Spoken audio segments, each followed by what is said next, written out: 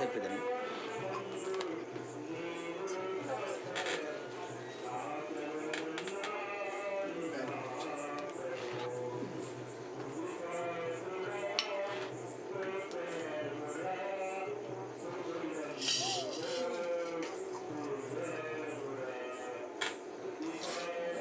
దేవుని నామ స్తోత్రం కలుగును.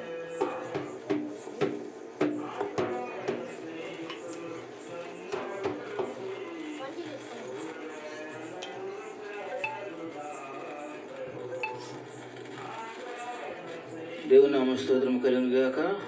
మరి పునరుద్ధానం నుంచి మరి ఒక పునరుద్ధానం వరకు కూడా ఆయన సజీవమైన రెక్కల కింద కాచి కాపాడిన దేవాది దేవుని ఒకసారి స్తోత్రం చెబుదామా?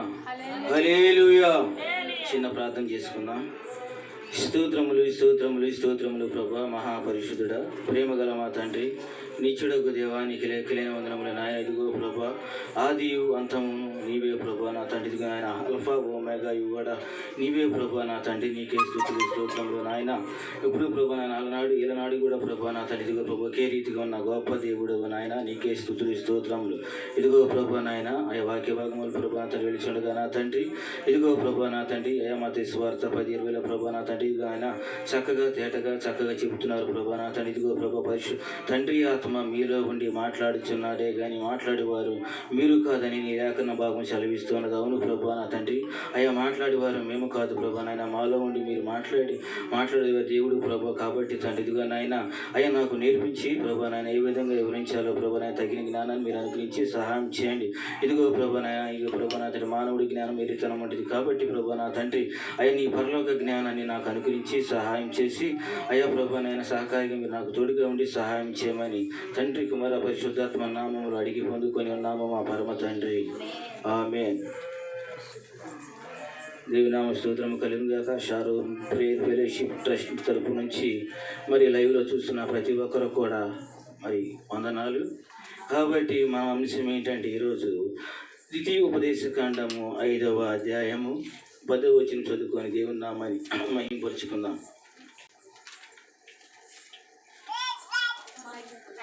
ద్వితీయోపదేశకాండము 5వ అధ్యాయము 10వ వచనం. నన్ను ప్రేమించి నా ఆజ్ఞలను గైకొను వారి విషయములో నా ఆజ్ఞలను గైకొను వారి విషయములో 1000 తరముల వరకు కరుణించువాడనై ఉన్నాను. దేవుని నామమున స్తోత్రము కలుగును గాక. అంటే ఇప్పుడు నన్ను ప్రేమించి నా ఆజ్ఞలను గైకొను వారి విషయంలో ఏమంట ఆయన 1000 తరముల వరకు కూడా కరుణించేవాడిగా ఉన్నాడు. కాబట్టి మనం ప్రతి ఒక్కరూ కూడా ఈ వాక్య భాగాన్ని మనం ఏ విధంగా అర్థం చేసుకోవాలంటే మరి ద్వితీయోపదేశకాండం ఎవరు రాశారండి? మోషే గారు రాశారా? ఓకే రైట్, అందరూ ఇక్కడ దేవుని నామ స్తోత్రం కలిగి కాక. మోషే గారు రాశారు. కాబట్టి ఇక్కడ ఏమన్నాడంటే నన్ను ప్రేమించి నా ఆజ్ఞలను గైకొను వారి విషయములో 1000 తరముల వరకు కూడా ఆయన కరుణించేవాడిగా ఉన్నాడు. కాబట్టి మనం ఏం చేయాలంటే ఇక్కడ అప్పుడు ఏం చెప్తున్నాడు మాట, నన్ను ప్రేమించి అంటే ఇశ్రాయేలు ప్రజలు మరి ఏం చేశారంటే మరి 430 సంవత్సరాలు బానిసత్వముగా ఉన్నప్పుడు మరి మోషే తీసుకొస్తూ ఉన్నప్పుడు ఎన్నో ఇబ్బందులు ఎన్నో ఎంతగానో ఆయన బాధ పెట్టి ఏడిపించారు. కాబట్టి ఆయన ఏమన్నాడంటే ఇక్కడ ఏమని చెప్తున్నాడు, దేవుడు నన్ను ప్రేమించాడు అంటే అప్పటి వరకు కూడా వాళ్ళలో ఆ ప్రేమ అనేది కనబడలేదేమో. కాబట్టి ఇక్కడ మోషే ఏం చెప్పాడంటే నన్ను ప్రేమించి, కాబట్టి నువ్వు చెప్పినట్టు నువ్వు రాయన్నప్పుడు మరి ఇక్కడ మోషే గారు చక్కగా రాసిన నన్ను ప్రేమించి నా ఆజ్ఞలను గైకొను వారి విషయంలో అన్నాడు. కాబట్టి ఆయన ఏం చెబుతున్నాడు అంటే ప్రతి ఒక్కడు కూడా మనం ఆలోచించాలి. ఎందుకంటే ఆయన మనకి మేలేని చెబుతూ ఉంటాడు కానీ మేలు కానీ కూడా చెప్పడు. ఎందుకంటే ఆయన గొప్పవాడు. ఎందుకంటే ఆయన 1000 తరముల వరకు కూడా కరుణించేవాడై ఉన్నాడు. కాబట్టి మనం బ్రతికేమనుకోండి ఎంతకాలం బ్రతుకుతాము? 70-80 సంవత్సరాలు. కాబట్టి మనం చూస్తే మనం ఏమంటామంటే అయ్యో ఫలానా మనవడు. కాబట్టి పెద్దమరిమ గారు ఉన్నారు. పెద్దమరిమ గారికి మరి ఎన్ని తరాలు చూసి ఉంటుంది అంటారు? ఇప్పుడు మనవడు కూతురు 3 తరాలు చూసింది. కాబట్టి ఇక్కడ 3-4 తరాల వరకు చూడగలుగుతాం. కానీ ఇక్కడ ఏమంటాడంటే చక్కగా 1000 తరముల వరకు కూడా ఆయన కరుణించేవాడే ఉన్నాడంట. కాబట్టి ఈ 1000 తరములు కూడా కరుణించేవాడే ఉన్నాడు అంటే మనం ఏం చేయాలి? ఇక్కడ ఏం నేర్చుకోవాలంటే మన తరము కాదు కానీ మన తరతరములు కూడా ప్రేమించేవాడిగా ఉన్నాడు. ఎందుకంటే అట్లా ప్రేమించాలి అంటే పైన ఏం చెప్పాడండి? నన్ను ప్రేమించి అన్నాడు. కాబట్టి ఇప్పుడు వరకు మనము ఎవరి మీద మరి ఎదురు చూసామో, మరి ఎవరి కోసం మరి వాళ్ళు ఉన్నారు వీళ్ళు ఉన్నారని చెప్పి మనము మరి అనుకున్న ఉండొచ్చు. కాబట్టి ఇప్పుడు ఏం చేయాలి? ఇప్పుడు నుంచి అయినా దేవుని మీద మనము ఆధారపడాలి. ఎందుకంటే దేవునినే ముందుగా ప్రేమించాలి. ఎందుకంటే దేవునిని ప్రేమించేవాడు ఏం చేస్తాడంట? ఆయన విడువడు ఎడబాయుడు. కాబట్టి మనం అనుకుంటూ ఉంటాము మనకు బాధ వచ్చినప్పుడే దేవుడు గుర్తుకొస్తూ ఉంటాడు. కానీ మనకు బాధ వచ్చిన ఒకసారి ఫిలిప్ గారు ఏమంటాడంటే 4:4 ఏమంటూ ఉంటాడంటే ఎల్లప్పుడూ కూడా మీరు ప్రభువునందు ఆనందించుడి, ఆనందించుడి, మరలా చెప్పుదును ఆనందించుడి, మీ ఆనందము సకల జనులకు తెలియనీయుడి అనే వాక్య భాగం చదివిస్తూ ఉంది. కాబట్టి మరి ఆనందించుడు అని అన్నప్పుడు వాళ్ళు ఏం చేస్తున్నారంటే సంతోషం ఉన్నప్పుడు ఆనందిస్తున్నారు కానీ బాధరాంగాలు ఏమైపోతున్నారు? దేవునిలో నుంచి జారిపోతూ ఉన్నారు. ఇటువంటి వారికి ఏం చెప్తున్నాడంటే నన్ను ప్రేమించండి, నన్ను ప్రేమించే వారిని నేను 1000 తరముల వరకు కూడా కరుణించేవాడనై ఉన్నానని వాక్య భాగం సెలవిస్తూ ఉన్నది. మరి అప్పుడు మోషే వారికి చెబుతమే కాదు కానీ ఇప్పుడు ఈరోజు మనకి కూడా దేవుడు చెబుతూ ఉన్నాడు. కాబట్టి మనం ఏం చేయాలంటే మన ఫోకస్ మనం ఏదైతే మనం చేయాలని ఆశ కలిగి ఉంటామో దాని మీద మనం ఏ విధంగా ఫోకస్ పెడతామో అదే విధముగా మనం జీవించే మన జీవితంలో ఏం చేయాలి? ముందు మొదటి ఫోకస్ దేవుడి మీద పెట్టాలి. ఎందుకంటే దేవుడు నన్ను ప్రేమించండి, నన్ను ప్రేమించినాక అందరినీ ప్రేమించడం. ఒక చోట ఏమంటూ ఉంటాడంటే వాక్య భాగము నాకంటే ఎక్కువగా తల్లినైనాను, తండ్రినైనాను, చెల్లెళ్ళనైనా, అక్కలనైనాను, అన్నలైనా ప్రేమిస్తే నాకు పాత్రులు కారని మరి లోకస్వార్తలో చెబుతూ ఉంది. కాబట్టి అదే విధముగా ముందు మొదటిగా ఎవరు స్థానం ఇవ్వాలంటే ప్రభు అయిన యేసుక్రీస్తు వారికే ఇవ్వాలి. ఆ మొదటిగా ఇచ్చేటువంటి ఆ స్థానము వాళ్ళు ఏం చేస్తున్నట్టు? నన్ను ప్రేమించి అన్నాడు అక్కడ. కాబట్టి ముందు వాళ్ళకు ప్రేమించారు కాబట్టి దేవుని ప్రేమించిన వాళ్ళ తర్వాత స్టెప్ అనమాట ఇది. కాబట్టి మనం ఏం చేయాలంటే మనము 5 తరాలు 6 తరాల వరకు చూడగలుగుతాం కానీ అంతమించి మనము చూడలేము. కానీ మనం చేసిన ప్రార్థన ఏం చేస్తుందంటే మన తరతరాలు కూడా మన బిడ్డలకు ఆశీర్వాదకరముగా ఉంటుంది. మరి అలనాడు అబ్రహాం గారు కూడా చేసిన ప్రార్థన వలనే ఆయన ఏమయ్యాడంటే ఆయన విశ్వాసులకు తండ్రి అయ్యాడు. కాబట్టి మనము కూడా ఏం చేయాలంటే ఆయనను ప్రేమించి ఆయన ఆజ్ఞలను గైకొని ఏం చేయాలంట? ఆయన విషయములు మనము ఆయన కరుణించేవాడిగా ఉన్నాడు. కాబట్టి మనం అనుకుంటూ ఉంటాము, అరే ఎవరన్నా మనకి సహాయం చేస్తే బాగుండు, అయ్యా మనకున్న ఇబ్బంది నుంచి ఎవరన్నా కరుణిస్తే బాగుండు అని మనం ఏం చేస్తూ ఉంటామంటే లోకానుసారంగా గబుక్కున మనం బయటికి ఆలోచన చేస్తూ ఉంటాము. కానీ ఏం చేయాలంటే ముందు మొదటిగా నన్ను ప్రేమించండి, నన్ను ప్రేమిస్తే ఆరోగ్యం ఉంటుంది, కావలసిన సమస్తము కూడా దేవుడు సమకూర్చేవాడై ఉన్నాడు. అంతే మరి 1000 తరముల వరకు కూడా ఆయన విడువకుండా ఎడబాయకుండా మనల్ని ఏం చేస్తూ ఉన్నాడంటే దీవించేవాడే కరుణించేవాడే ఉన్నాడు. కాబట్టి ద్వితీయోపదేశకాండం చక్కగా వివరించిన అట్లాగే మరి నెహెమ్యాలోకి వెళ్ళండి ఒకసారి. నెహెమ్యా 1:5.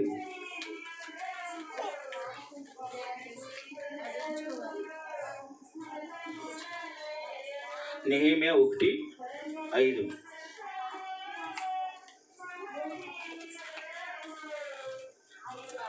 మరి నెహెమ్యా గారు ఏం చెప్తున్నారో ఒకసారి చూద్దాం. 1:5.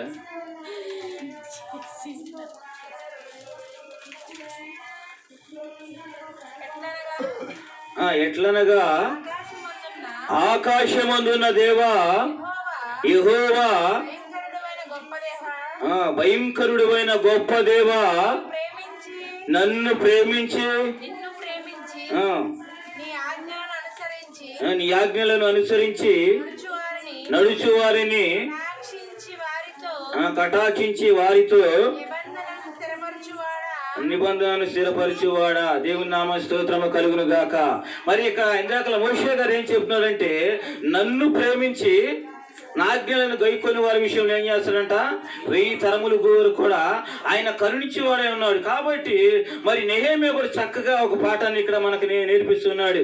ఆకాశమందున్న దేవ యెహోవా అంటే మనము ఆకాశము ఆయన సింహాసనమై ఉంది, భూమి ఆయన పాదపీఠమై ఉంది. కాబట్టి ఆయన ఒక సత్యాన్ని తెలుసుకొని ఆకాశమందు మరి దావీదు మహారాజు కూడా అంటూ ఉంటాడు, కొండల తట్టు నేను కనులెత్తుచున్నాను, నాకు సహాయం ఎక్కడ నుండి వచ్చినంటే మరి ఆయన ఎదురు నుండి వచ్చి చెబుతున్నాడు. అదే విధముగా ఇక్కడ నెహెమ్యా గారు కూడా ఏమన్నాడంటే చక్కగా రాస్తూ, ఎట్లనగా ఆకాశమందున్న దేవ అంటే ఆకాశంలో నువ్వే ఉన్నావు, కాబట్టి నీ వలనే నాకు ఒక కార్యం జరిగింది, ఏదైనా కానీ చేయగలవు. కాబట్టి ఆకాశమందున్న దేవ కిందేమన్నాడు, భయంకరుడు అయినా అంటే భయంకరుడు అంటే ఏంటి అంటే భయపెట్టేవాడని అర్థమా? మనకు ఆలోచన రావాలి. గొప్పవాడనే ఎలాంటి గొప్పవాడంట? భయంకరుడు అంటే మనం భయంకరుడు అన్న దానికి ఏం తీసుకోవాలంటే మనం ఒక క్రికెట్ మ్యాచ్లోకి వెళ్ళినప్పుడు వాడు ఏం చేస్తూ ఉంటాడంటే లాస్ట్ మూమెంట్లో ఉందనుకో, ఆ లాస్ట్ మూమెంట్లో ఓవరే ఉంది కాబట్టి ఇదేం చేయాలంటే గట్టిగా సిక్స్లు ఫోర్లు కొడితేనే ఏ విధంగా మరి అక్కడ ఆట అయితే గెలవగలుగుతాడు. ఇక్కడ నెహెమ్యా గారు ఏం చెబుతున్నాడంటే భయం, అరే వాడు కొట్టంగానే 6 4 కొట్ట, అబ్బా ఏం కొట్టాడు రా, భయంకరంగా కొట్టాడు, బీభత్సంగా ఆడేసాడంట. కాబట్టి ఈ భయంకరుడు అనగానే ఏంటంటే మన ఎడల చేయడానికి గొప్ప కార్యాలు చేయడానికి ఆయన మనం ఊహించిన దానికంటే కూడా గొప్ప కార్యాలు చేసే గొప్ప దేవుడిగా ఉన్నాడు. కాబట్టి ఈయన భయంకరుడు, అక్కడ భయంకరంగా వాళ్ళు కొట్టారు, కానీ దేవుడు కూడా ఏం చేస్తాడంటే మనం ఊహించిన దానికంటే కూడా గొప్పగా ఆయన ఏం చేస్తాడంట, నన్ను ప్రేమించి నా ఆజ్ఞలను నిన్ను ప్రేమించి నీ ఆజ్ఞలను అనుసరించి నడుచుకున్న వారిని కటాక్షించు వారితో నిబంధన స్థిరపరచువాడా అన్నాడు. కాబట్టి మనము ఏ విధముగా ఆయన మరి భయంకరుడై ఉన్నాడు, మరి ఆయన చూసి మనం ఏం చేయాలంటే మన దేవుడు ఏదైనా చేయగలడు, సమస్తము కూడా చేయగలడు. కాబట్టి ఆయన చూసి మనం ఏం చేయాలంటే భయపడాలి. ఎప్పుడైతే మనం భయపడతామో ఆ భయంకరుడైన దేవుని ఎడల మనం ఏదైతే చేయలేమని మనం నేర్చిల్లిపోతామో మన ఎడల చేయడానికి ఆయన సిద్ధముగా ఉంటాడు. ఎందుకంటే అంత భయం అనేది నీలో కలిగింది కాబట్టి ఆ భయాన్ని బట్టి ఏం చేస్తాడు దేవుడు గొప్ప కార్యాన్ని చేయడానికి అవకాశం ఉంటుంది. కాబట్టి నడుచుకుని వారి విషయం కటాక్షించి వారితో నిబంధన స్థిరపరిచేవాడా అంటున్నాడు. కాబట్టి వారు ఎవరైతే మరి దేవునికి భయపడి మరి దేవునికి లోబడి మరి వాళ్ళు ఎవరైతే భయపడతారో వారి ఎడల ఏం చేస్తారంటే ఆయన చెప్పిన నిబంధనను స్థిరపరుస్తాడు. కాబట్టి మనం ప్రతి విషయంలో కూడా ఆయనను ముందు పెట్టుకొని ముందు మనం నడిచేవారిగా ఉంటే ఆయన కటాక్షించి ఆయన నిబంధన ఏదైతే చెప్పాడు అబ్రహామునకు మన ఎడల కూడా చేయడానికి సిద్ధముగా ఉంటాడు. కాబట్టి అబ్రహాంకైనా మనకు కూడా ఉంటాడా? నమ్మకమేనా? కాబట్టి ఈ నమ్మకమైన దేవుడు ఏం చేస్తాడంటే ఆయన ఎడల మనం చూపించిన ప్రేమను బట్టి ఆయన ఏం చేస్తాడంటే ఆయన నిబంధనను స్థిరపరిచి మన ఎడల గొప్ప కార్యాలు చేయడానికి సిద్ధముగా ఉంటాడు. కాబట్టి మరి లాస్ట్ ఒకసారి ఎబ్రీ 6:15 ఒకసారి సహాయం చేయరా. ఎబ్రీ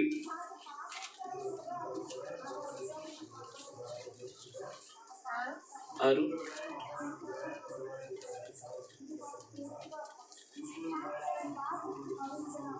6:15 రా. ఆ మాట నమ్మి అతను ఓర్పుతో సహించి ఆ వాగ్దాన ఫలము పొందెను. కాబట్టి ఈ 2026 సంవత్సరంలో కూడా మనం ఏం చేయాలంటే మొదటిగా నన్ను ప్రేమించండి అన్నాడు. మరి నెహెమ్యా దగ్గరికి వచ్చేవాడికి ఏమన్నాడు? ఆయన స్థిరపరుస్తానన్నాడు ఆయన చెప్పిన మాటని. కాబట్టి ఇక్కడ హెబ్రీ పత్రిక మరి ఎవరైతే రాశారో తెలియదు, కానీ హెబ్రీ పత్రికలో మరి చక్కగా ఆ మాట నమ్మి, ఎందుకంటే ఆయన ఆ మాట నమ్మబట్టి ఏమయ్యాడంట, అక్కడ విశ్వాసులకి తండ్రి అయ్యాడు. అంతేకాదు కానీ ఆ మాట నమ్మి అతడు ఓర్పుతో సహించాడంట.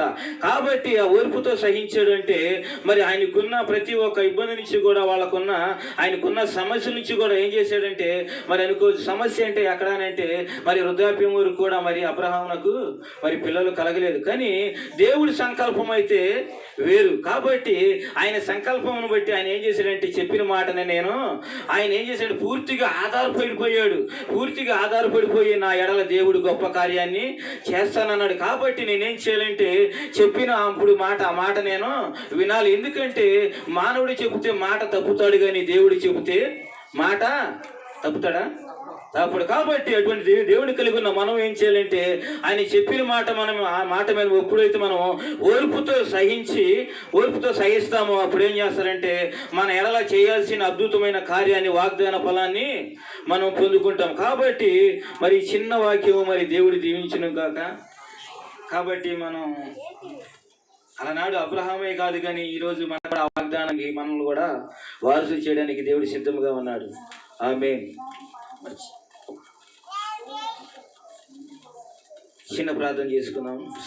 స్తోత్రములు ప్రభా, మహాపరిశుద్ధుడా, ప్రేమగల మా తండ్రి, ఇదిగో నాయన, ఇదిగో ప్రభా నా తండ్రి, అయా ద్వితీయోపదేశ కాండములో ప్రభా నా తండ్రి నన్ను ప్రేమించి అన్నావు ప్రభా నా తండ్రి. ఇదిగో నాయన, అయా ఈ రోజు నుంచి నేను ప్రభా తండ్రి మాలో ప్రభా నాయన అవతవకలు ఉంటే ప్రభా నాయన ఈ రోజు నుంచి నిన్ను ప్రేమించి ప్రభా నీ ఆజ్ఞలను అనుసరించి నడుచుకున్న వారి ఎడల ప్రభా నా తండ్రి అయా 1000 తరముల వరకు కూడా నువ్వు కరుణించే దేవుడువై ఉన్నావని నీ లేఖన భాగం సెలవిస్తుంది. అవును ప్రభా, అయా నీ మాట విని ప్రభా నా తండ్రి ఆ వాగ్దానం మేము సొంతం చేసినట్టు సహాయం చేయండి. అంతేకాదు నాయన, నెహెమ్యాతో కూడా ప్రభా నా తండ్రి ఇదిగా నాయన నువ్వు చెప్పిన మాట ప్రభా నాయన స్థిరపరుస్తానని చెప్పావు నా తండ్రి 1:5 ప్రభా నా తండ్రి. అదే విధంగా నా తండ్రి అయా మీరు చెప్పిన వాగ్దానాలకి ప్రభా తండ్రి మా ఎడల ఉంచి ప్రభా నాయన మమ్మల్ని స్థిరపరిచి నాయన తండ్రి మీరు నడిపించమని అడుగుచున్నాం రాజా, నీకే స్తోత్రాలు. ఇదిగో నాయన అబ్రహాం గారు కూడా ప్రభా నా తండ్రి ఇదిగో నాయన 1 ప్రభా నా తండ్రి 15లో ప్రభా నా తండ్రి అతడు ఓర్పుతో నాయన ఇదిగో నాయన నీ వాగ్దానం చెప్పిన మాటకి నాయన లోబడ్డాడు ప్రభా.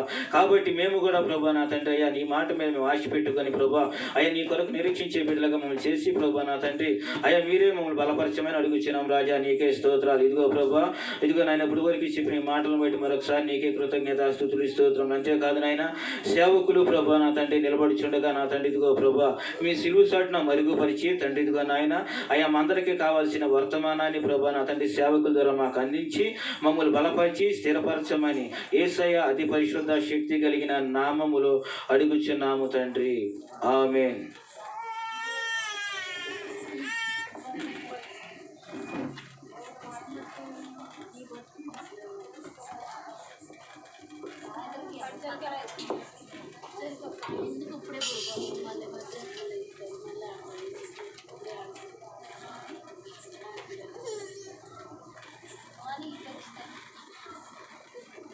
స్తోత్రం. హల్లెలూయా, హల్లెలూయా, హల్లెలూయా. లేరా మంచిది, చక్కని మాటలు మనం విన్నాం. మలాకీ గ్రంథం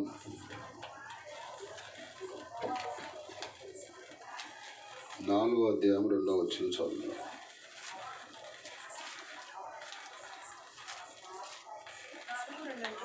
అయితే నా నామందు భయభక్తులు గలవారగు మీకు నీతి సూర్యుడు ఉదయించును. నీతి సూర్యుడు ఉదయించును. అతని రెక్కలు ఆరోగ్యం కలుగుచేను.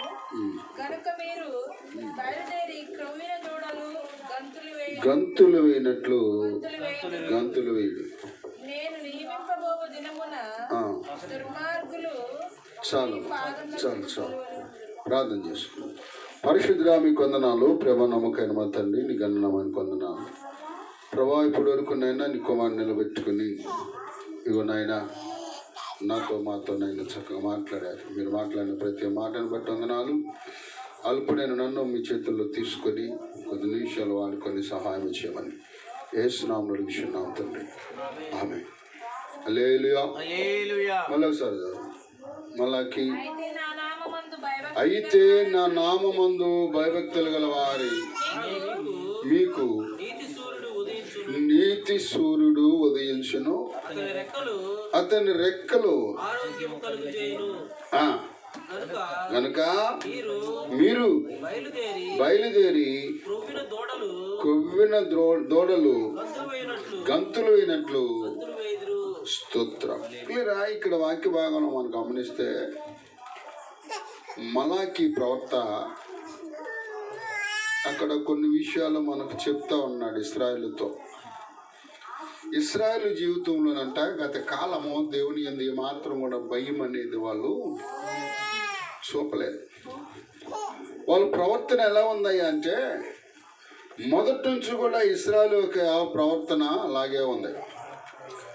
కానీ సంవత్సరములు జరుగుతుండగా దేవుని యొక్క సన్నిధానంలో వారి జీవితాల్లో ఏ విధమైన మార్పు అనేది జరగలేదు. అందుకంటే ఒక చోట ఏమంటాడంటే, యెహోవా సంవత్సరం జరుగుతుండగా నీ కార్యములు మా ఎడల స్తోత్రం. మరి గత ఆఖరి వారంలో ఈ మెసేజ్ చెప్పుకున్నాం కదా, అవునా?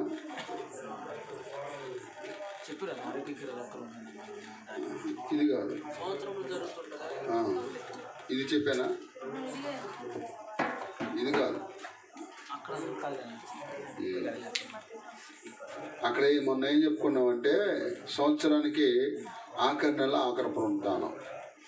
ఆ రోజు చెప్పుకున్నాం, యెహోవా నీ సంవత్సరములు జరుగుతుండగా నీ కార్యములను నూతనపరచము. అయితే ప్రియురా, ఇక్కడ ఒక వాక్య భాగం మనం చక్కగా గమనిస్తే, మలాకి ప్రవక్త అక్కడున్న ప్రజలతో మాట్లాడుతున్నాడు. ఏమని? అయితే అనే మాట ఎందుకు వాడవలసిన పరిస్థితి ఏంటంటే, అయ్యా మేము ఫలానా మరి మా పితరుడైన అబ్రహాము తాలూకా మేము అంటున్నారంట. స్తోత్రం చేద్దాం. ఎవరో అబ్రహామా? ఇస్రాయేల్ మాటకు వస్తే, మా తాత ఎవరో తెలుసా, మా ముత్తాత ఎవరో తెలుసా అంటున్నారంట. ఓరి నాయన, మీ బడాయిలన్నీ ఎరువు కావాలి, నీ వంశ చరిత్ర అవసరం లేదు. ఇక్కడ నీకు ఎంత దేవుడు అనుగ్రహించినా, నువ్వెంత గొప్పవాడు అయినా ఎలా ఉండాలి అని అంటే ఇక్కడ చెప్తా ఉన్నాడు. నా నామందు అయితే, మళ్ళీ చదవండి, మాట చదవండి. అయితే నా నామందు భయభక్తులు గలవారు మీకు నీతి సూర్యుడు ఉదయించెను. స్తోత్రం. అయితే ఇక్కడ ఇశ్రాయేలులో ఏమైంది అంటే, వారు చాలా గొప్పతనాలు చెప్పుకుంటున్నారు. అబ్రహాము మావాడు, అబ్రహాము మోషే మావాడని అనేక రీతిలుగా అనలేదా? గుడ్డివాడు అక్కడ, అయ్యా యేసు నన్ను కరుణించన్నప్పుడు యేసు ప్రభు స్వస్థపరిచిన తర్వాత, అయ్యా వీడెందుకు గుడ్డోడిగా పుట్టాడు అని అంటే, ప్రభు ఏమన్నాడు? వీడైనను వీడి తల్లైనను తండ్రి అయినను పాపం చేయలేదు, కానీ దేవుని మహిమార్థమై వీడు గుడ్డివాడిగా పుట్టాడు. స్తోత్రం చెబుదాం. పిల్లలు చూడండి, అక్కడ ఈ గుడ్డివాడు స్వస్థత నొందుతా చూచి అక్కడ ఏమన్నారంటే, ఈడు పలానా మందిరం దగ్గర లేదా పలానా ఆలయం దగ్గర అడుక్కున్న గుడ్డోడు కదా. ఈ గుడ్డోడికి కళ్ళు వచ్చాయి. ఈ గుడ్డోడిని స్వస్థపరిచింది ఎవరు? ఈ గుడ్డోడికి ఎలా మేలు జరిగింది అనే విషయాల్లో వాళ్ళు సంపాదిస్తున్నప్పుడు, ఈ గుడ్డోడి కంటే ఒక్కసారిగా ఒళ్ళు మండి అన్నాడండి. ఎన్నిసార్లు అడుగుతారా మీరు? హల్లెలూయా. మాట మాటికి అడుగుతున్నారు. మీరు కూడా యేసు ప్రభుకి ఏమైనా శిశువులు అవ్వాలని కోరుకుంటున్నారా అంటే, వాళ్ళన్నారు వాళ్ళ అహంకారంతో, ఆ యేసెవడో? స్తోత్రం. ఆ యేసు ప్రభు ఎవరో, యెహోవా ఎవరో? మా గురువు గారు ఫలానా మోషే. అయితే ఏంటండా? స్తోత్రం చెబుదామా? హల్లెలూయా.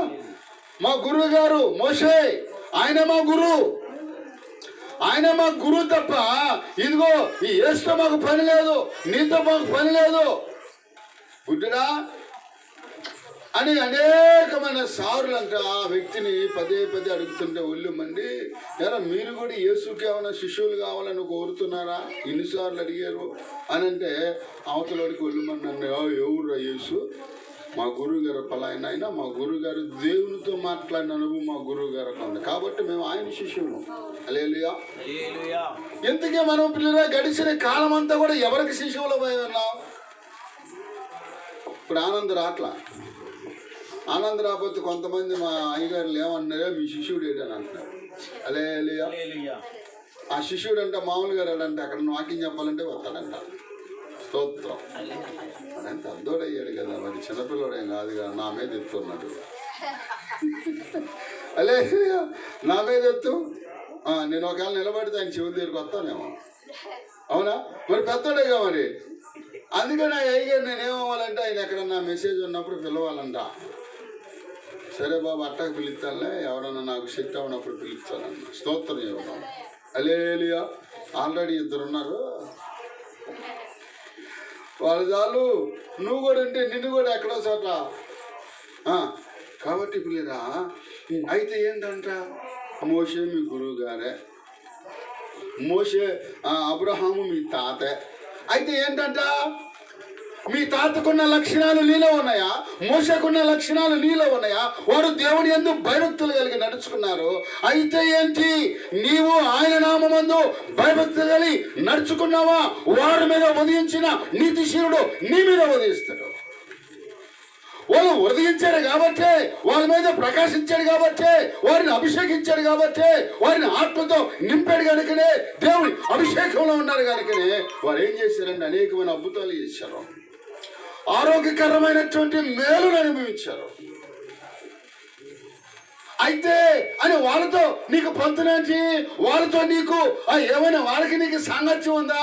వాళ్ళకి నీకు ఏమైనా సంబంధం ఉందా? వాళ్ళు నడిచిన మార్గం వేరు, నువ్వు నడిచిన మార్గం వేరు. వాళ్ళ ప్రవర్తన వేరు, నీ ప్రవర్తన వేరు. వాళ్ళ క్రియలు వేరు, వాళ్ళ ఆలోచన వేరు. వాళ్ళ నడక వేరు, వాళ్ళ పడక వేరు. వాళ్ళ పద్ధతులు వేరు, వాళ్ళ ప్రార్థన వేరు, వాళ్ళ క్రియలు వేరు. అయితే ఏంటంట, అయితే అనే మాట వాడిని ఎందుకు చూసారా? ఎన్ని నిందలు పడుతున్నారా వాళ్ళు. అలా అయితే నువ్వు గొప్పవాడు అయితే ఏంటంట, నీకు ధనవంతుడు అయితే ఏంటంట, నీకు ఎంత ఉంటే ఏంటంట, నువ్వు యవనస్తుడు అయితే ఏంటంట. అలే కొంతమంది వాళ్ళకున్న ఆ వయసుని బట్టి, వారికున్న బలాన్ని బట్టి విర్రవీగుతాడంట. అయితే ఏంటంట, నువ్వు ఎంత విర్రవీగినా దేవుని ఎందుకు భయభక్తి లేకపోతే దేవుడితో నీకు లింక్ ఉంటుందా? స్తోత్రం. దేవుడితో నీకు ఏమాత్రం కూడా సహవాసం ఉన్నదో.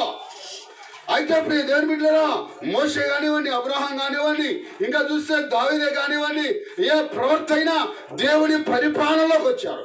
దేవుడి యొక్క రెక్కల నీడలో, వారి ఆజ్ఞలో, వారి యొక్క నియమములో, వారు దేవుడు చేసినటువంటి విధానాలలో, దేవుడు చెప్పినటువంటి పద్ధతుల్లో వాళ్ళు నడుచుకున్నారు. కానీ వాళ్ళు ఎక్కడ వారు సొంత ప్రవర్తనలో వారు. అయితే ఏంటంటే వాళ్ళు తాత అయితే అవ్వచ్చు. అలే అయితే అలాంటి అడిగినా అంటే వాళ్ళు చెప్పుంటారు, మా గురుగారు మోషే, మా తాత అబ్రహాము, వాళ్ళకున్న ఆ యొక్క వంశవల్ని బట్టి చెప్పుకుంటే ఉండొచ్చు అక్కడ. అయితే ప్రీతి ఏమిటంటే, అయితే ఇక్కడ మరి ప్రవర్తన అయితే ఏంటంట, మీ తాతల కాడి నుంచి మీ వంశం గొప్పదే. అయితే ఏంటంట, దేవుని ఎందుకు భయభక్తులు కలిగి ఉన్నావా? ఆయన నామములో నువ్వేమైనా ఎదిగవాడిగా ఉన్నావా? ఎన్ని సంవత్సరాలు జరిగినా కూడా మన జీవితంలో మార్పు అనేది రావట్లేదు. అందుకేనంట ఇశ్రాయేలు ప్రజలు, ఈ ఇశ్రాయేలు ప్రజల మీద దేవుడంట మోషే సమూయేలుని దేవుడు ఏర్పాటు చేసుకున్నాడు. సమూయేలుని దేవుడు ఏర్పాటు చేసుకున్నాడు. సమూయేలుని ఏర్పాటు చేసుకున్నాక మరి ఈయన కొంచెం వృద్ధాపంలోకి వచ్చాడంట, నాకులాగా. స్తోత్రం చేద్దామా? హల్లెలూయా. వాళ్ళు ఏం చూశారంటే, ఆ మోషే ఆ సమూయేలులో ఉన్నటువంటి ఆ పైన రూపాన్ని చూశాడు, కానీ లోపలున్న ఆ పరిశుద్ధాత్మ దేవుని వారు గమనించలేకపోయారు. స్తోత్రం చేద్దామా? అంటే వాళ్ళకి ఎలా ఉండాలంట, దేవుని ఆత్మతో నింపమన్నట్లు మంచి ప్రార్థన పరుడైతే సూట్ వేసుకోవాలి, బూట్ వేసుకోవాలి, టక్ వేసుకోవాలి, టై కట్టాలి. అప్పుడు ఆయన పెద్ద అయ్యారు. స్తోత్రం చేద్దామా? హల్లెలూయా. ఒకసారి ఇదే జరిగింది నాకు. కండ్రికాయల వాక్యం చెప్తున్నా, కండ్రికాయల వాక్యం చెప్తుంటే నయమాన్ గురించి చెప్తున్నాను. నయమా గురించి చెప్తుంటే అప్పటికి అరగంట 25 నిమిషాలు అయినాయి. నన్ను పిలిచి వాక్యం ఇచ్చిన ఆయన పోస్టర్లు వేసాడు, బ్యానర్లు కట్టాడు, అన్నీ పంచాడు. ఆ సింగనగర్ ఆ ప్రాంతం అంతా పంచాడు. ఆ ఫోటో ఆ పేపర్లో నేను కూడా ఉన్నా. హల్లెలూయా. వాక్యం చెబుతే వెనకాల కూర్చొని సొక్క బీగుతున్నాడు. ఎవడురా సొక్క పట్టుకొని బీగిదే వెనక తిరిగా అడిగిదారా ఎట్టెట్ట అంటున్నాడు. ఏనన్నా లేనంత తక్కువ అంటే నా టైం అయిపోయిందంటే ప్రార్థన చేసుకుందాం అన్నా. చక్కగా శ్రద్ధగా ఇన్నాడు ఒక అయ్యగారికి. ఆయన గొల్లు మన్నింది. ఆయన గొల్లు మన్నితే సరే ఎవరికిద్దాం చూద్దామని చూసాడు. ఆయన నన్ను ఆపి ఆయన సొంత అల్లుడికి ఇచ్చాడు వాక్యం, కూతురు ముగ్గురికి ఇచ్చాడు. ఎవరిని చెప్పాడు అదే సబ్జెక్ట్ చెప్తున్నాడు. ఎదురు ఇన్న ఆయనకి ఒళ్ళు మండి అంతా అయిపోయిన తర్వాత అయ్యగారి దగ్గరికి వచ్చి ఏమయ్యా ఈయనేం చెప్పాడు ఆయనేం చెప్పాడా చెప్పేవాడిని మరి సొక్క మీకు ఆపేవే ఏమైనా అరే ఈయన అరగంటలో వాక్యమే చెప్పాడు, ఆయన పావు గంటలో హల్లెలూయా స్తోత్రాలే 10 నిమిషాలు ఉన్నాయి. హల్లెలూయా. తర్వాత ఇంకోసారి జరిగింది. జాన్ సుబ్బారావు గారు తెలుసా? జాన్ సుబ్బారావు గారు కాలేజీ లెక్చరర్. ఆయనతో కలిసి నేను చాలా సభలు చేశాను. ఆయన నన్ను పిలిపించు, నేను ఆయన పిలిపించు. అయ్యా మంచి సేవకుడు ఎవరైనా ఉన్నారా, బాగా వాక్యం చెప్పగలిగిన వాళ్ళని, మా తమ్ముడు ఉన్నాడని నన్ను నేర్పించు. సరే ఎక్కడన్నా ఎలుగుబాడు, ఉంగుటూరు, మరి ఇంకా కొన్ని ప్రాంతాల్లో క్రీస్తురాజపురం, ఇట్లాగా కొన్ని ప్రాంతాల్లో తమ్ముడా ఎవరైనా నీతో పాటు ఉన్నాడన్న జాన్ సుబ్బారావు అన్న అని ఆయన పిలిచేవాళ్ళని. ఆయన ఒకరోజు నేనేమో పగలు మెసేజ్, నేను పగలు ఆయన నాకు ఫోన్ చేశాడు, తమ్ముడా ఇవాళ ఎవరు రా అన్నాడు. స్వతంత్రంగా ఉంటాంలే. తమ్ముడా ఇవాళ ఎవరు అన్నాడు. అన్నా నేనేనన్నా, నాదేనన్నా. అయితే నువ్వు ఆగు, సాయంత్రం నాకు ముందు కాసేపు మాట్లాడదు కానీ నేను ఖాళీగా ఉన్నాను, నాకేం దోసట్లేదు, నేను కూడా వస్తున్నాను అన్నాడు. సరే రా అన్న. వచ్చాడు. సరే ఆయన రావడం లేట్ అయిందని 10 నిమిషాలు అట్లా చెప్తున్నా. నా సాక్ష్యం చెప్తున్న పాస్టర్ గారు వాళ్ళ అబ్బాయికి సైకిల్ చేశాడు. ఆడిలిపోయి సౌండ్ తగ్గించేసాడు మైకు. స్తోత్రం. మైక్ సౌండ్ తగ్గితే మైకి అట్లా పనికిరాని మైక్ ఏం చేస్తాం అంటే షోయింగ్ పట్టుకున్నట్టుగా. నాకు తెలిసిన ఒక ఆయగారు అన్నాడు, పాట పాడేదో పక్కనోడు ఈయన పాడినట్టు నటన చేస్తాడు. స్తోత్రం. ఆయన పాటలు రావు. పక్కన ఆయన పాడుతుంటే ఈయన స్టేజ్ మీద ఈయన నాట్యం ఆడతాడు, ఈయన పాడినట్టు ఈయన నాట్యం ఆడతాడు. బాబు స్తోత్రం. అదే అంటే స్వయంగా ఏమి లేదు అంటే ఆడు చూసి ఈయన చూసి ఇంకొకటి చూసి ఆడు చూసి మనం కాపీ కొడితే ఎట్టగా. ఏసన్న గారే, రాజబాబు గారే, నేను వాళ్ళగా పోల్చుకుంటే ఎట్టగా. ఎవరు అభిషేకం వాళ్ళదే. స్తోత్రం చెబుదామా? హల్లెలూయా. కాకపోతే ఏంటంటే మనకంటే పెద్ద సేవకులు, మనకంటే ముందు ప్రభువులోకి వచ్చిన వాళ్ళు కనుక వాళ్ళు కొంచెం అడుగు జాడలో ప్రవక్త మరి పరమగీతాలు ఏమంటాడు? ప్రియుడా నీ మందను నువ్వు ఎక్కడ మేపుచుంటవి, నీ మందను ఎక్కడ మేపుచుంటివి, నీ మందల అడుగు జాడలో నువ్వు నడుస్తున్నావా. నీ మందల అడుగు జాడలు అంటే అందుకంటాడు పౌలు, నేను క్రీస్తుని పోలి నడుచుకున్న ప్రకారం మీరు కూడా నన్ను. స్తోత్రం. సేవకుడు నడుస్తున్న మార్గంలో గొర్రెలు నడుస్తాయి. అంటే మనకంతా పెద్ద సేవకులు వారు ఏ విధంగా నడిచారు, ఏ విధంగా వాళ్ళు ప్రభువులో ప్రవర్తించారు, వాళ్ళ నడక ప్రవర్తన ఎలా ఉంది అది చూసి నేర్చుకోవటమే తప్ప అలాగలాగా నేను ఉండాలంటే అట్ట కుదురుద్దా? ఒక చర్చిలోనంట ఇప్పుడు ఆనంద్ కమలో ఇంకా అబ్బాయి నోయిలు నాకంటే ముందు చెప్పేవాళ్ళు. ఎక్కడికైనా వెళ్ళినప్పుడు కూడా ఇలా పంపించేవాడిని. ఇప్పుడైనా సరే అయ్యా కొంచెం లేట్ అయ్యేటట్టు ఉంది, కొంచెం వెళ్ళేదని నాకు నడుపుతా ఉండు, వాక్యం ఏదో చెప్తున్నాం, విషయం చెప్తా ఫలానా కోటం అని సరే చెప్తారు. సరే ఈ అబ్బాయి అంటే వాక్యం చెప్తా ఎట్ట అంటున్నాడంట. ఒక చర్చిలో అయ్యగారు పంపించాడు. మరి నేను పని చూసుకుని వస్తాను, అయ్యో వెళ్ళి వాక్యం చెప్పడా వెళ్ళన్నాడంట. ఎట్ట అంటున్నాడంట. సరే అలా అయ్యగారు వచ్చాడు. అయిపోయిన తర్వాత వాక్యం ఆపాడు. వాక్యం అయిపోయిన తర్వాత ఆయన కూడా ఈడు ఎగరేసినంత ఎగరేయలేదు కానీ ఆయన కూడా ఇట్ట అంటున్నాడంట. అదే ఆయన కూడా ఇట్ట అంటున్నాడంట. ఏమన్నా మీ కుర్రోడు అట్టగా అంటున్నాడు, నువ్వు అట్టగా నువ్వు ఏంటి కథ అన్నాడంట. స్తోత్రం చెబుదామా? ఏమీ లేదయ్యా, నేను సేవలోకి రాకముందు బస్సు కండక్టర్గా చేశాను. హల్లెలూయా. ఏం చేశాడా? ఆ బ్యాగ్ జారిపోయినప్పుడు లెఫ్ట్ అంటాను, అది అలవాటు అయిపోయింది. నన్ను చూసి ఆడట్టగా అంటున్నాడు, అదేదో పరిశుద్ధ ఆత్మ అనుకుంటున్నాడు ఆడంటున్నాడు. స్తోత్రం చెబుదామా? హల్లెలూయా. కాబట్టి ఎవరు వాళ్ళలాగానే ఉండాలి. ఏసన్న గారు లాగా నేను, లేదంటే బాబన్న గారు లాగాను, ఇంకొక అన్నగారు లాగాను. అన్నంతా మనకు పని లేదు. మన అన్న ఎవరు? స్తోత్రం చెబుదాం. అయితే ప్రియులరా, ఇక్కడ ఈ యొక్క సమయాన్ని మనం గమనించినట్లయితే ఈ సమయాలంట మరి వృద్ధాపంలో ఉన్నాడు. నీలో నుంచి ప్రవర్తన వచ్చే వాళ్ళు ఎవరు లేరయ్యా, మాకు రాజులు కావాలి. చదువుతారు ఒకసారి సమయలు రాసిన గ్రంథం 8వ అధ్యాయం 6వ వచనం నుంచి. మొదటి సమయలు గ్రంథం 8వ అధ్యాయం 6వ వచనం. మాకు న్యాయము తీర్చుటకు రాజును నియమింపమని వారు అనిన మాట సమూయేలు దృష్టికి ప్రతికూలముగా గనుక సమూయేలు యెహోవాను ప్రార్థన చేసిన అందుకు యెహోవా సమూయేలునకు సెలవిచ్చినదేమనగా జనులు నీతో చెప్పిన మాటల ప్రకారమును జరిగింపుము వారు నిన్ను విసర్జించలేదు గాని తమను వేలకుండు వారు నన్ను విసర్జించి ఇతర దేవతలను పూజించి నేను ఐగుప్తుల నుండి వారిని రప్పించి నేటి వరకు తాము చేయుచున్న కార్యములన్నిటిని ప్రకారము వారు నీ ఎడల జరిగించుచున్నారు. స్తోత్రం చెబుదాం. ఇక్కడ ఎవరితో మాట్లాడుతున్నారు? మోషే ప్రార్థన ఈ సమయాలు ప్రార్థన చేసినంట అయ్యా దేవుడు చెప్తున్నారు. ఇక్కడ ఏమంటున్నారు వాళ్ళు 6వ వచనంలో చూడండి, ఇక్కడ ఏమన్నారు? చిత్తగించుము, నీవు వృద్ధుడువు, నీ కుమారులు నీ ప్రవర్తన వంటి వారు కారు కనుక సకల జనులను మర్యాద చొప్పున మాకు ఒక రాజును నియమించు. ఎవరు కావాలి? అందుకని ప్రభు ఏమంటున్నాడు? వాళ్ళకి నా పరిపాలన అవసరం లేదు, వాళ్ళని నేను ఏలుబడి చేయవసరం లేదు, వాళ్ళ సొంత ప్రవర్తన బట్టి నడుస్తున్నారు. వాళ్ళు ఇప్పుడు కాదు, ఆది నుంచి అలాగే ఉన్నారు. ఐగుప్తులో ఉన్నప్పుడు కూడా వాళ్ళ పరిస్థితి అదే. కాబట్టి వాళ్ళు నిన్ను కాదు విసర్జించింది, నన్ను. మార్పు లేని జనం అంటే ఎవరు పరిపాలన కావాలంటే వీళ్ళకి ఒక మానవుడు పరిపాలన చేయాలి. ఇశ్రాయేలు ప్రజల్ని 430 సంవత్సరాలు ఫరో రాజు పరిపాలన చేశాడు. ఏమైనా న్యాయబద్ధంగా వారి పరిపాలన ఉందంటే లేదు.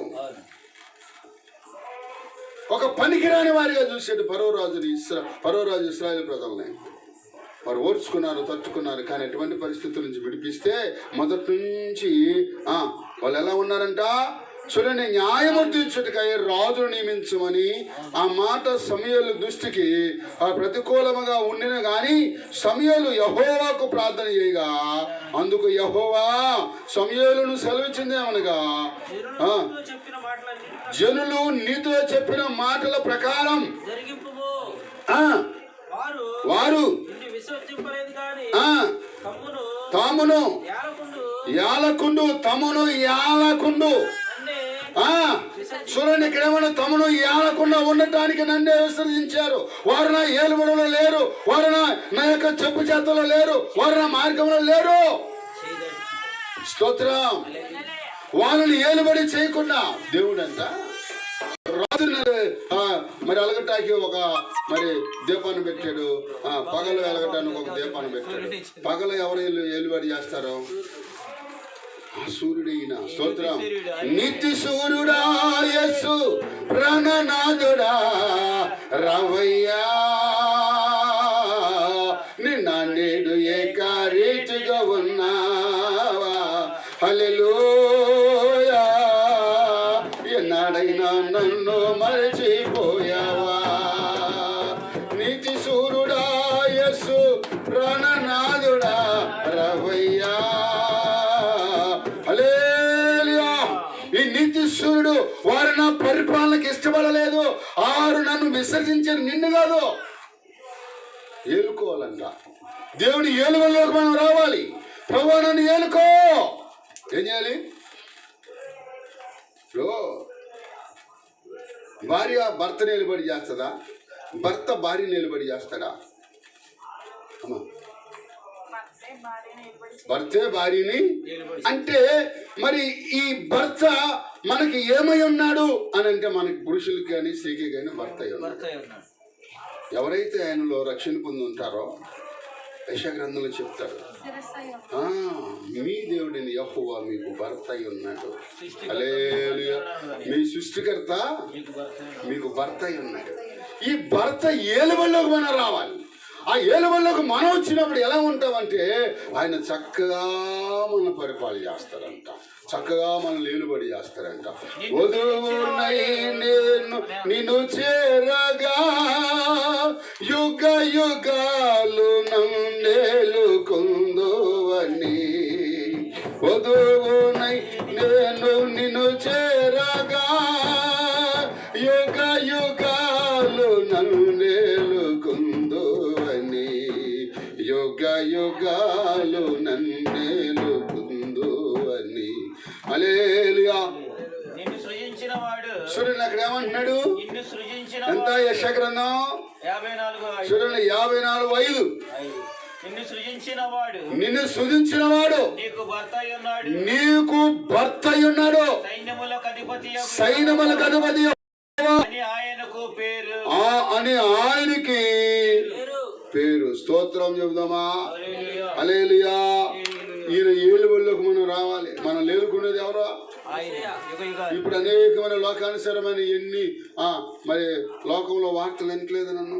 అయ్యా మా ఆయన నన్ను ఏలుకోవట్లేదు అయ్యా, నన్ను విసర్జించాడు, సోదర కోపడు. మా ఆయన నాతో సరిగా మాట్లాడలేదయ్యా, ఏలుకోవట్లేదు. కొన్ని చెప్తూ ఉంటారు ఒకసారి ప్రార్థనకి వెళ్ళినప్పుడు. స్తోత్రం. హల్లెలూయా. మేము ఒక సంబంధం చూసి పెళ్లి చేసాం. ఆ కుటుంబం అమ్మ నాన్న బాగానే ఉన్నారు, ఇల్లు అంతా బాగానే ఉంది. వాళ్ళకంటే వాష్రూమ్లో కూడా ఫ్యాన్ ఉంది. నిజమంటే మేము కళ్ళారు చూసాం. ఏసీ కూడా ఉండదు ఇంకా ఏమన్నా అసలు. ఓహో వీళ్ళ వరుస అయితే బాగుందా, ఈ ఇంట్లో పిల్ల బాగానే ఉంటుందని మేమేం చేసాం, నేను ఒక అయ్యగారు కలిసి సంబంధం ఖాయం చేసాం. ఖాయం చేసిన తర్వాత కట్నం డబ్బులు ఇవ్వటానికి వెళ్ళినప్పుడు చెప్పారు అంతా బాగానే ఉంది కానీ అయ్యా మా అబ్బాయికి 6 అయితే కళ్ళు కావాలి. చూపు తగ్గింది. అమ్మ నాయన ఒక్క నెల అయిపోయినాయి, అన్నీ అయిపోయినాయి, లగ్గం పెట్టుకున్నారు. పెళ్ళికి 4 రోజుల ముందు డబ్బులు ఇస్తామని చెప్పి వచ్చాము. ఇదేం కబుర్రు అన్నాయినా అని అంటే అక్క ఏంటంట ఇస్తాకంట అక్క అన్న ఇది కూడా తింగరదలే కానీ అన్నామా. స్తోత్రం చెబుదామా. ఇది కూడా సరిగా ఇంట్లో కుదురుగా ఉండదయ్యా. ఆ టీవీ పట్టుకుని ఆ సీరియల్ మరి ఒక్కటి సరిగ్గా చూడదు, అన్నీ మార్చిద్ది. ఇది తింగరదే, దీని ఆలోచన కూడా అంతే. కానీ వాళ్ళే ఎట్టగట్టు ఉంటారు. కానీ సరే మీకు ఇష్టమైతే మేమేం చేస్తామని మేమేం చేసామంటే ముందు చెప్పకుండా మాత్రం సేవకుడిగా చెప్పాల్సిన బాధ్యత ఉంది కాబట్టి చెప్పాం. చెప్తే కొన్నాళ్ళు బాగానే ఉన్నాడు. మాకు ఏం చెప్పింది తెలుసా, అయ్యా మా అబ్బాయికి ఏం అలవాట్లు లేవు నాన్న, 5ంటికి వచ్చేస్తాడు చక్కగా అంటుంది. ఒక తర్వాత మాకు అర్థమైంది 5ంటికి ఎందుకు వస్తాడు ఇదో. అదే 5ంటికి ఎందుకు వస్తాడని కళ్ళు సరిగ్గా కనపడక రేజే గట్లో కళ్ళు బాగానే పగలు బాగానే కనపడుతుంది ట్యూబ్ లైట్ లాగా. ఏంటి అలామ్మ వడ్డీ వ్యాపారం చేస్తుందండి. సరే ఎట్టగట్ట సరేలే పోనీలే ఇద్దరు ఇష్టపడ్డారని చెప్పి చేసేసిన తర్వాత ఏమైంది ఏంటో తెలీదు. మరి ఆ అమ్మాయికి ఈ అబ్బాయికి ఎందుకు తేడాలు వచ్చినాయో తెలియదు. ఇంటికి తరిమించాడంట పిల్ల నాకు వద్దుకోవాలి. ఇదేంటమ్మా అని అంటే వాళ్ళ అమ్మ అంటదే, అయ్యా వద్దు నాన్న ఇద్దరికి కుదరదు నాన్న.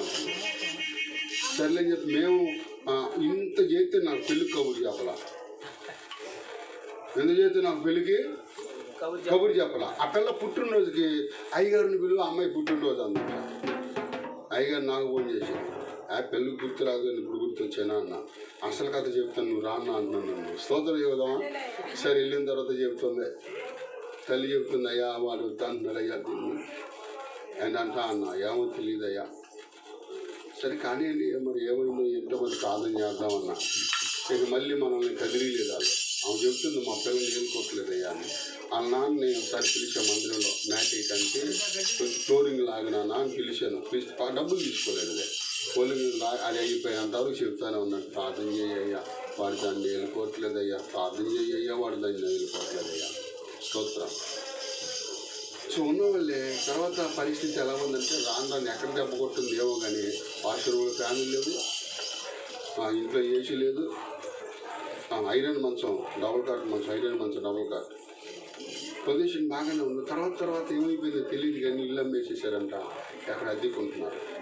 కొన్ని పరిస్థితులు అట్లాగా నువ్వు దేవుడి పరిపాలనకుంటే నీకు ఏ విధమైన నష్టం ఉంటుందో ఉంటుందా? స్తోత్రం. సరే పిల్లరా, ఆ ఇంట్లో లైటింగ్ పగలు కూడా లైటింగ్ పెట్టే ఉంటుంది. అల్పైకి వెళ్ళు కనపడ కదా, ఆ పగలు నైట్ కూడా లైట్లు ఇంట్లో బాగానే నడుస్తాడు. బయటకు వస్తే కొంచెం కనపడదు. అంటే అయినా సరే ఇప్పుడు ఒక మన న్యాయం చేయాలి. ఆ న్యాయం అలా చేసాం, అది ఆడికి నచ్చలా. మరి ఆ పిల్ల తర్వాత ఏమైందో మనకు తెలియదు. కానీ మొన్న ఈ మధ్య వాళ్ళ అమ్మ కూడా చనిపోయిందంట. దానికి కూడా మనం కబురు చెప్పాలా. స్తోత్రం, హల్లెలూయా. అయితే పులిరా, మనము దేవుని పరిపాలనలోకి వస్తే నీకు నష్టం ఉండదు. ఎవరి పరిపాలనలోకి రావాలి? దేవుడు ఏమంటున్నాడు? వారు నిన్ను విసర్జించలేదు, వారే నన్ను విసర్జించినారు, నా యొక్క ఏలుబడికి వారు ఒప్పుకోవట్లేదు అన్నాడంట. స్తోత్రం. అంటే ఇప్పుడు మనం ఎవరి ఏలుబడిలోకి రావాలి? దేవుడు నిన్ను ఏలాలి, ఆయన నీ మీద పరిపాలన చేయాలి, ఆయన నీకు నాయకుడిగా ఉండాలి, ఆయన నిన్ను నడిపించేవాడిగా ఉండాలి. కానీ నీ సొంత ప్రయత్నాలు దేవుడి దగ్గర పనికిరావు. స్తోత్రం. అందుకే అంటాడు చూడండి, యెషయా గ్రంథం 60:19-20 ఒకసారి చూద్దాం. యెషయా గ్రంథం. ఇక మీదట పగల సూర్యుడి ప్రకాశము మీకు వెలుగుగా ఉండును, మీకు వెలుగునిచ్చుటకై చంద్రుడు ఇకను ప్రకాశించడు. యెహోవాయే, హల్లెలూయా.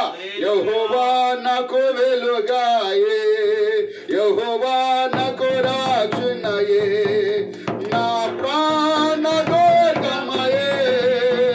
నేను ఎవరికి ఎన్నడూ భయపడను, నేను ఎవరికి ఎన్నడూ భయపడను.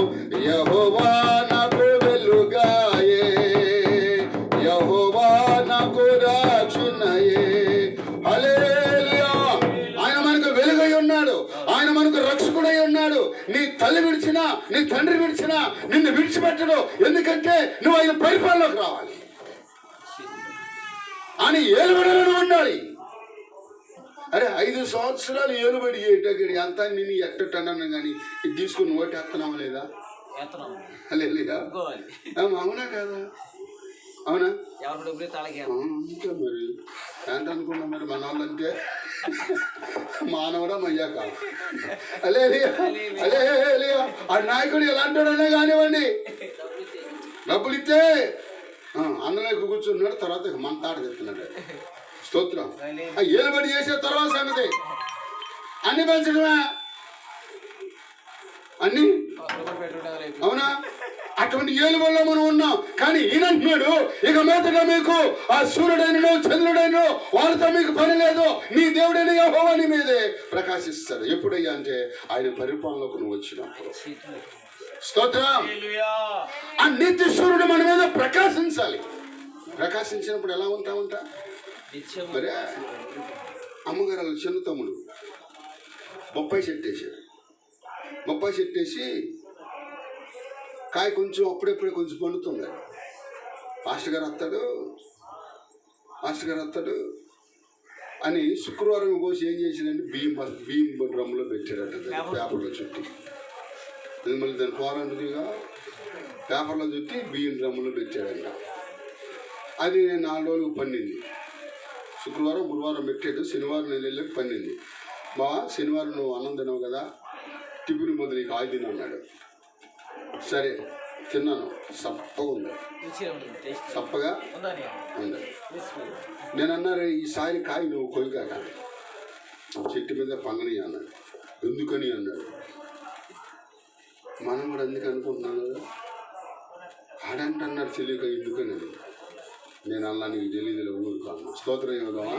ఒకసారి వాక్యం చదవండి, చూడండి. ఒకసారి వాక్యం చదవండి. ద్వితీయోపదేశకాండం 33:14 ఒకసారి చదువుకుందాం. కొద్ది నిమిషాలు నేను ముగించేస్తాను. 1-2 వచనాలు చూపించి 33:14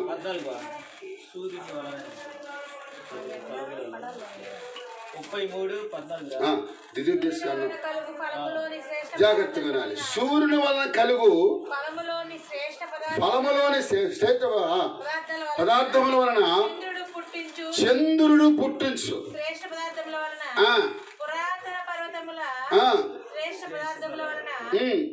నిత్య పర్వతముల నిత్య పర్వతములు శ్రేష్ఠ పదార్థముల వలన ఆ, సంపూర్ణముగా ఫలించు భూమికి ఆ, కలిగిన ఆ, శ్రేష్ఠ పదార్థము వలన ఆ. యెహోవా అతని భూమి మీద దీవించును. స్తోత్రం చెబుదామా? దీవించును. ఆ పన్ను మీద ఎవరు ప్రకాశించాలంట? సూర్యుడు, నీతి సూర్యుడు. అవునా? అవునండి. అవునా? ఆ పన్నుకి ఆకో ఏదో అడ్డం పడింది అనుకోండి, ఆ సూర్యకిరణాలు దాని మీద పడతాయా? పడవని మనకి ఏ పాపం అడ్డుందో, అలేలియా, హల్లెలూయా. ఏ అవినీతి మనకు అడ్డుందో, ఏ దురాశ మనకు అడ్డుందో, అందుకే మన మీద ఆయన ప్రకాశించట్లా. స్తోత్రం. అందుకే మనం ఆయన పరిపాలనకి రాలేకపోతే నేను మొన్న ఒక పెళ్లి చేశాను. ఒక పెళ్లి చేస్తే ఆ పుస్తకాలు ఆఖరి పుస్తకం ఒక పేజీ ఖాళీ ఉంది, 3 పేజీలు. అవన్నీ చూసండి అయ్యగారు ఎన్ని పేజీలు అన్నాడు. చాలా చేసేయాలి. స్తోత్రం చేద్దాం. అలేలియా, చాలా చేసేయాలంటే ఆయన అంటాడు, ఎందుకు అయ్యగారు నువ్వు నీకు డాక్టరేట్ ఇప్పించేస్తాను అంటున్నాడు. ఏనన్నా నా వద్దు బాబా, నన్ను ఇట్టకుండా ఈ డాక్టరేట్లు ఏంటి అవన్నీ నాకు నువ్వు అన్ని అడ్డు పెట్ట మాకు సూర్యకిరణాలు నా మీద పడినాయి. స్తోత్రం చెబుదావా? అలేలియా, ఆ కిరణాలు ఏదో నా మీద పడినాయి బాబా. నాకు ఏం ఆకులు అడ్డం పెట్టమాకండి, ఏ పదం అడ్డం పెట్టమాకండి. అవునే కదా? అవునా? ఒలివ చెట్లు ఏమన్నాయి అంట, మొల చెట్లుంటా ఏమన్నాయి అంట తెలీదు. ఇప్పుడు న్యాయాధిపతులు 9:9 చదవండి ఒకసారి.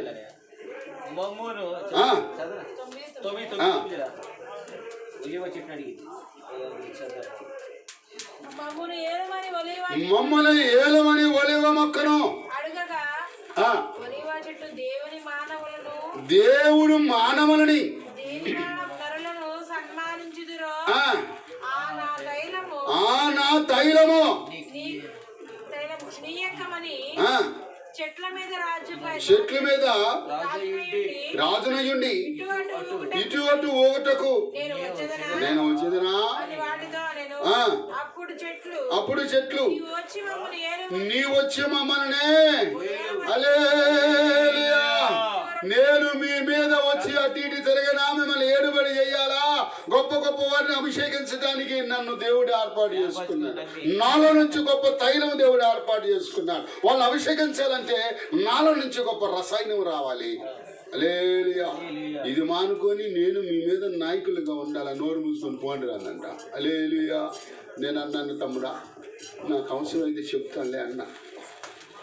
ఈ డాక్టర్లు మనకి ఎందుకంటే పరమ డాక్టర్లు మనకుంటే, అవునా? ఈ డాక్టర్లతో మనకు పని లేదా? స్తోత్రం. ఎప్పుడైతే సూర్యుల వల్ల కలుగు ఫలం అది ఎంత అద్భుతంగా ఉంటుందంటే, మనం తినే ఫలాలన్నీ ఎట్లా ఉన్నాయి, అది బియ్యం డ్రమ్ములో పెట్టారు అంత పేపర్లో చూస్తే. అదే వ్యాపారస్తులు అయితే అట్లా చేయరు.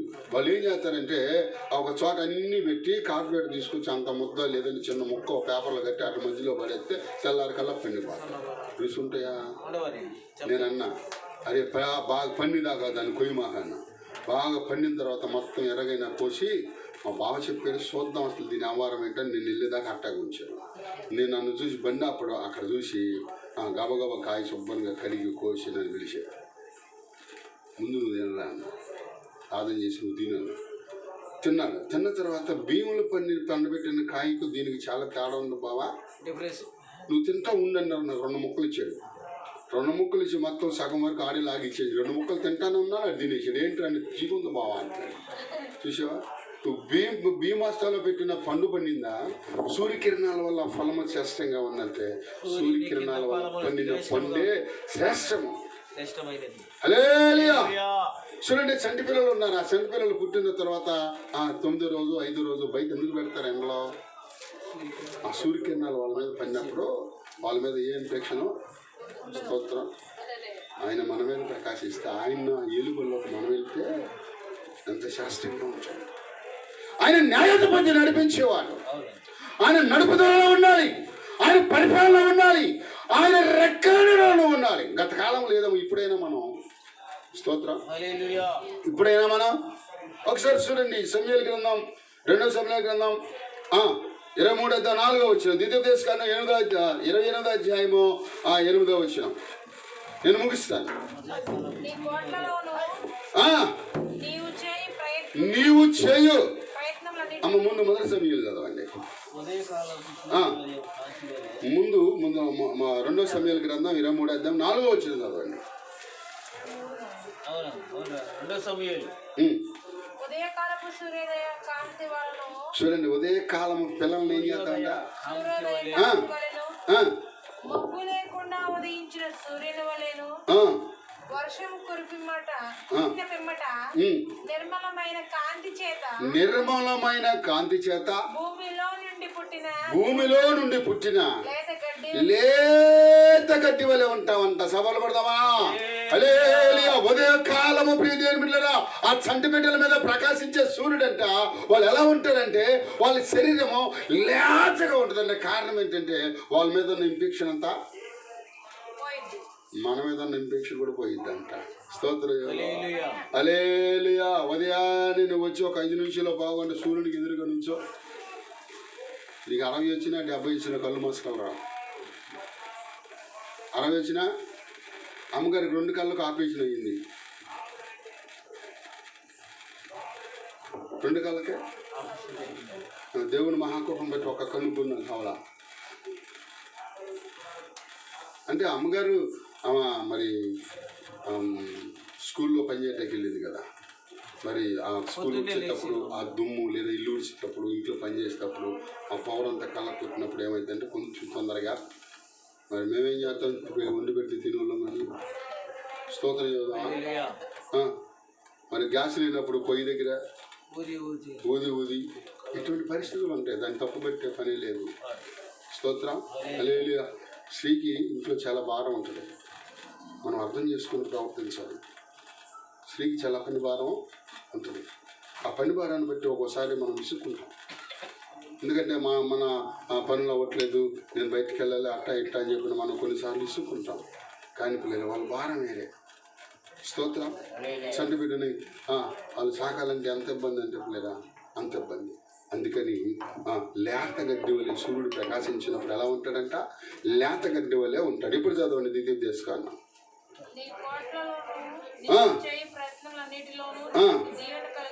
నీకు దీవెన కలిగినట్టు యెహోవా ఆజ్ఞాపించు.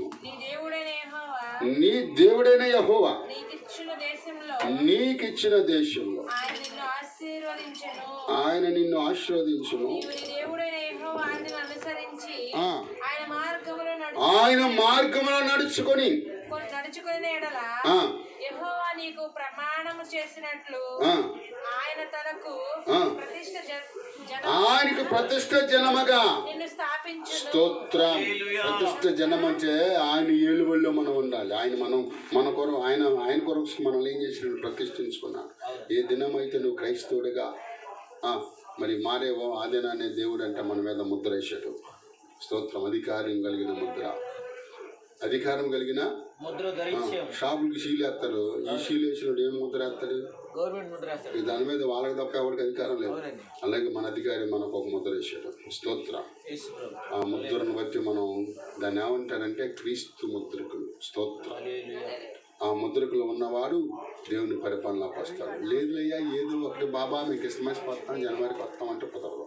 అల్లెయ్యా చాలా మంది వచ్చారు, చాలా పక్కన శామూలు చేసాం. స్తోత్రం.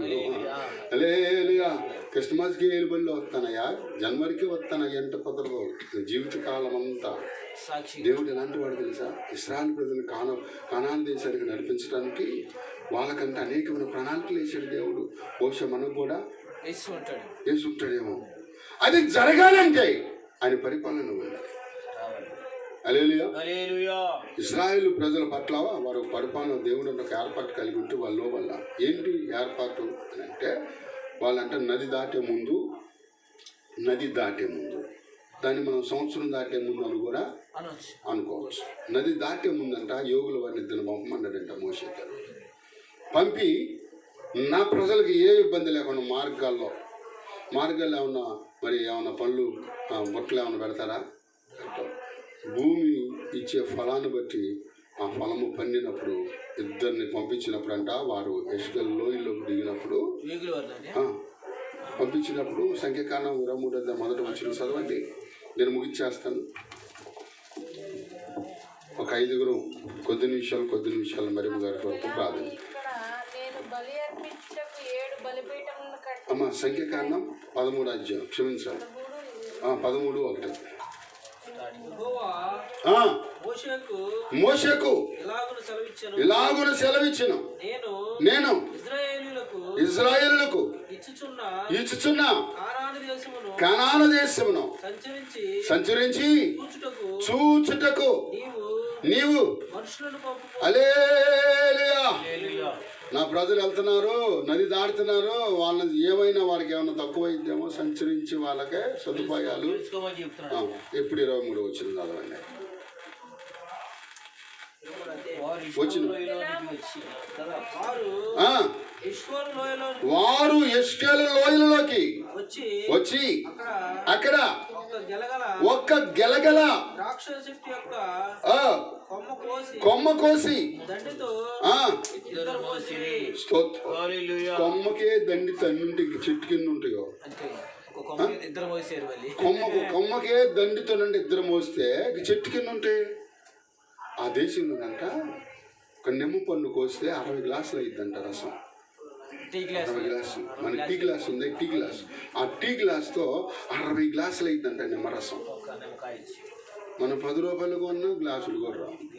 స్తోత్రం చెబుదాం. చూడండి, అట్టికేగలు కూడా మన ఎత్తుంటుందంట అక్కడ. అట్టికేగలు కూడా మన ఎత్తుంటుందంట, ద్రాక్షకాయలు కూడా మన ఎత్తుంటుందంట.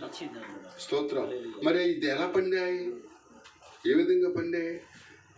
ఆయన పరిపాలనలోకి వస్తే శాస్త్రమని మనకి ఇస్తారు. స్తోత్రం కదా. గత కాలం లేదేమో, ఇప్పుడైనను వద్దాం. ప్రార్థన చేసుకున్నాం. దేవుడి మాటలో దీవించును గాక. హల్లెలూయా. ప్రార్థన చేసుకుందాం కొద్ది నిమిషాలు పిల్లరా. 5 కొద్ది నిమిషాలు 5 ప్రార్థన చేయండి.